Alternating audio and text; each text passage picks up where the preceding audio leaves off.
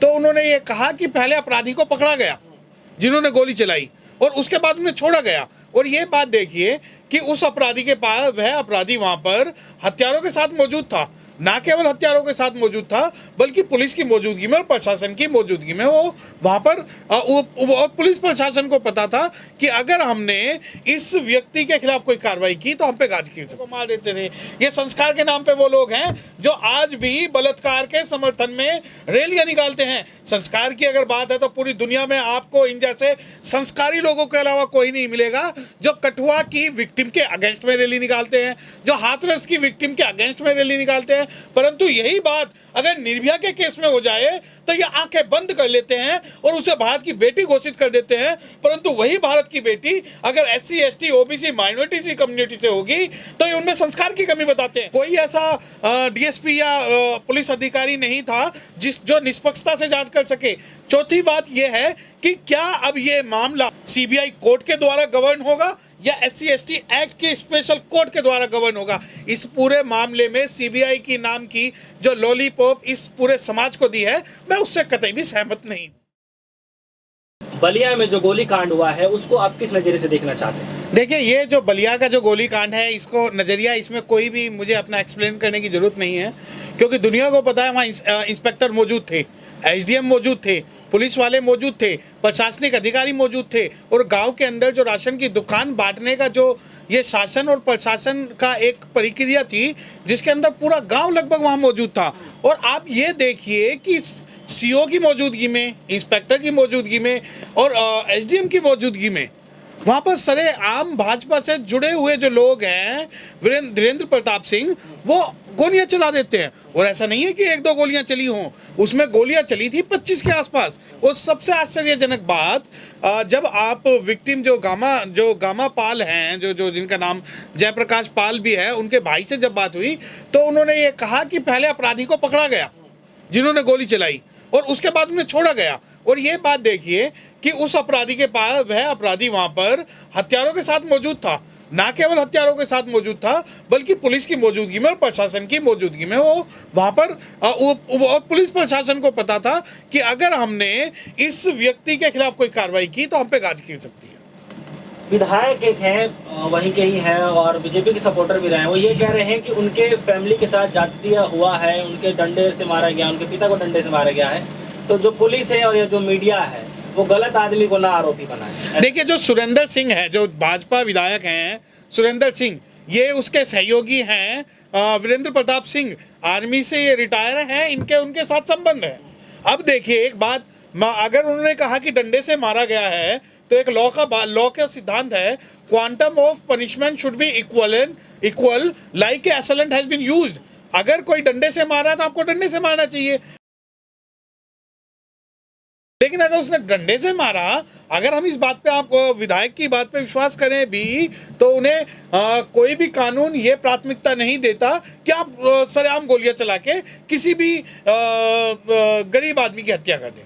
उत्तर प्रदेश में ही ऐसी घटनाएं क्यों सर? देखिए, उत्तर प्रदेश जो है, जो गुंडा प्रदेश है, गुंडा राज प्रदेश है, जिन्हें शासन प्रशासन की कोई समझ नहीं है, जो सिर्फ और सिर्फ ये चाहते हैं कि वर्ण व्यवस्था के आधार पर जो नियम चले, शासन चले, उनके लिए इसलिए जो है शासन व्यवस्था संपूर्ण रूप से नष्ट हो चुकी है। और रही बात उत्तर प्रदेश, क्यों?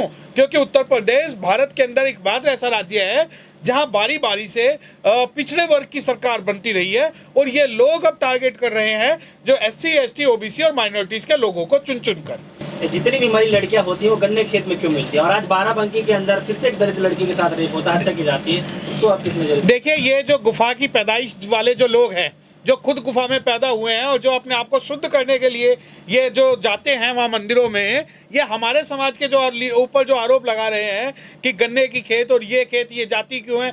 अरे भाई, एक बात बताइए, हमारे समाज की जो महिलाएं हैं, हमारा समाज की जो महिलाएं हैं, आज भी हमारा समाज जो है मातृ सत्तात्मक समाज है, मैट्रियार्टिकल सोसाइटी में आज हम रह रहे हैं। और तो आपकी मानसिकता दर्शाती है कि आप संपूर्ण भारत की महिलाओं के बारे में क्या सोचते हैं। ये मानसिकता आप लोगों की गंदी मानसिकता दर्शाती है कि आप एक समाज के बहुसंख्यक वर्ग की महिलाओं के बारे में ऐसी आपत्तिजनक बात कर रहे हैं और उस पार्टी के वरिष्ठ जो संगठन के जो वरिष्ठ लोग हैं उन्होंने अभी तक उस पर कोई भी नेगेटिव प्रतिक्रिया नहीं दी। इसका मतलब कहीं ना कहीं ये जो संगठन का जो ऊपरी लेवल है उसके इशारों पे ये बात बोली जा रही है। अगर ये संगठन की भावना से विपरीत होता तो उस बाराबंकी के जो व्यक्ति है उसके खिलाफ कहीं ना कहीं संगठन जो है, जो भाजपा जो है, वो अनुशासनात्मक कार्रवाई करती, परंतु उसने नहीं की क्योंकि उनकी मंशा है, उन्हें पता है कि ढोल गवार शूद्र पशु नारी ये सब ताड़न के अधिकारी। सर, संस्कार की कमी बता रहे, कह रहे जितनी बड़ी लड़कियां हैं उनमें संस्कार की कमी है, तभी ऐसे काम हो रहे हैं। देखिए, संस्कार वाले ये वो लोग हैं जो एक व्यक्ति जो जिसकी 16,000 रानियां हैं उसे भी भगवान मानते हैं।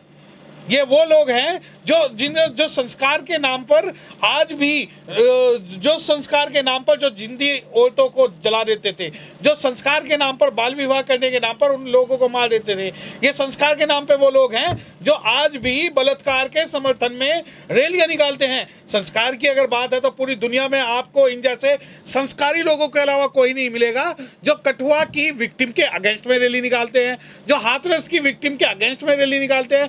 परंतु यही बात अगर निर्भया के केस में हो जाए तो ये आंखें बंद कर लेते हैं और उसे भारत की बेटी घोषित कर देते हैं। परंतु वही भारत की बेटी अगर SC ST OBC minority community से होगी तो ये उनमें संस्कार की कमी बताते हैं। देखिए, हाथरस की बेटी जो गुड़िया को इन्होंने मारा, पूरी दुनिया को पता है इसके पीछे कहानी क्या है और ये उसमें प्रेम प्रसंग ढूंढ लेते हैं, लेकिन वही प्रेम प्रसंग निर्भया वाले केस में नहीं ढूंढते जिसके अंदर जो मृतका थी वो अपने बॉयफ्रेंड के साथ बस में जा रही थी। उसके अंदर इन्होंने किसी को भी, जो प्रगतिशील संस्कारी लोग हैं, इन्हें नहीं नजर आया। ये संस्कारी लोग वो हैं जो आज भी महिला को महिला नहीं मानते। ये संस्कारी लोग वो हैं जो भारत की बेटियों के बलात्कार होने पर तो चुप रहेंगे लेकिन ट्रिपल तलाक पर ये आग लगा देंगे। ये वही संस्कारी लोग हैं जो बेटी को जलाने का इनका दर्द नहीं होगा, लेकिन हाँ, अगर गाय को मार दिया तो ये पूरा भारत बंद कर देंगे। ये वही संस्कारी लोग हैं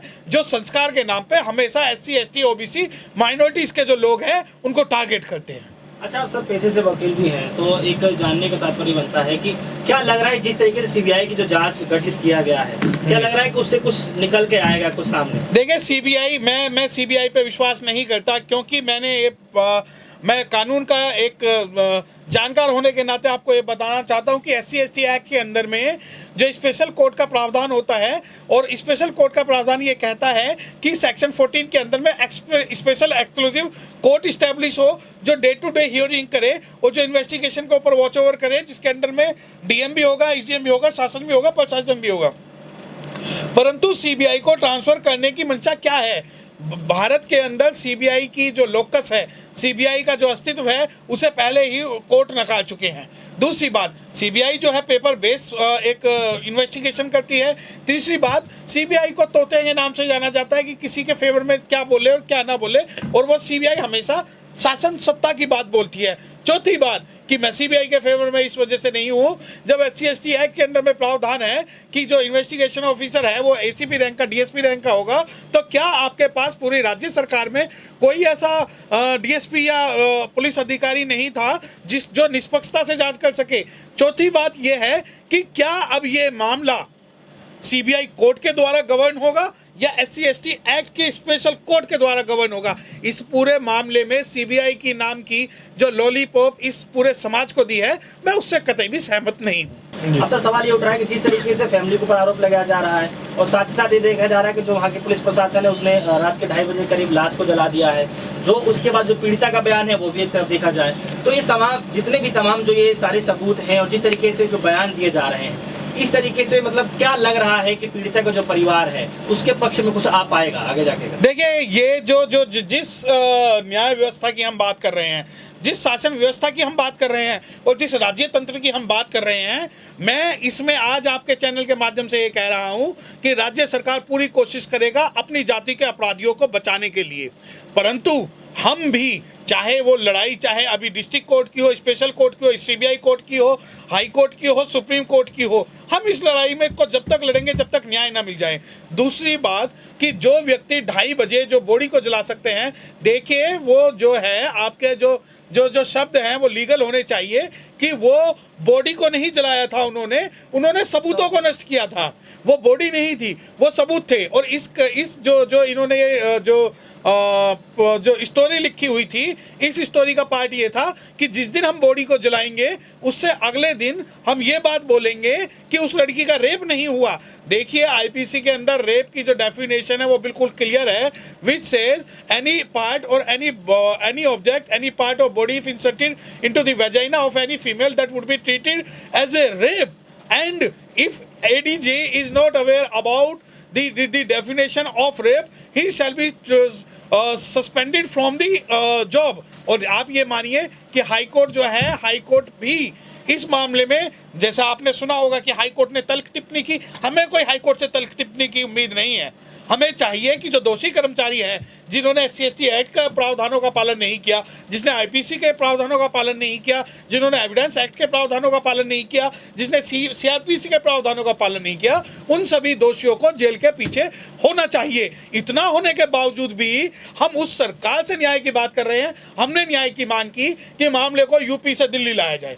हमने मांग की कि कोई जो इन्वेस्टिगेशन ऑफिसर है वो ऐसा इन्वेस्टिगेशन ऑफिसर हो जो SC/ST एक्ट को जानता हो, उसके अनुसार काम करे उनकी। लेकिन क्या सीबीआई के जो वर्तमान में जो अधिकारी हैं, क्या वो लोग, उन्हें पता है कि SC/ST एक्ट के अंदर में कैसे इन्वेस्टिगेशन होगी? उन्हें बिल्कुल नहीं पता। तो क्या सुप्रीम कोर्ट की जो डायरेक्शंस या जजमेंट थी, उन जजमेंट के हिसाब से राज्य सरकार ने आज तक भी किसी DM, किसी SDM, किसी ADJ, किसी पुलिस अधिकारी, किसी CO के ऊपर कोई कार्रवाई की? नहीं की। तो राज्य सरकार अपनी जाति के अपराधियों को बचाने के लिए कोई भी षड्यंत्र रच सकती है। वो ये दिखा सकती है कि इस लड़की के मर्डर में इसके भाई का हाथ था, इसके भाई का जो है अपराधियों के साथ पैसों का लेना देना था, और इसके भाई और इसकी माँ ने वो हत्या की है। क्योंकि इसके पीछे कॉन्स्पिरेसी, मैं आपको बता देना चाहता हूँ कि इसके पीछे सिर्फ और सिर्फ कॉन्स्पिरेसी ये नहीं है कि एक लड़की का रेप हुआ और समाज का बहुसंख्यक वर्ग जो है उस लड़ाई को लड़ने के लिए तैयार हुआ। इसके पीछे कॉन्स्पिरेसी ये है कि किस प्रकार अनुसूचित जाति की महिलाओं को बदनाम किया जाए, किस प्रकार SC/ST एक्ट को निस्तनाबूद किया जाए, किस प्रकार इन लोगों के अधिकारों को डाइवर्ट किया जाए और मोल्ड किया जाए।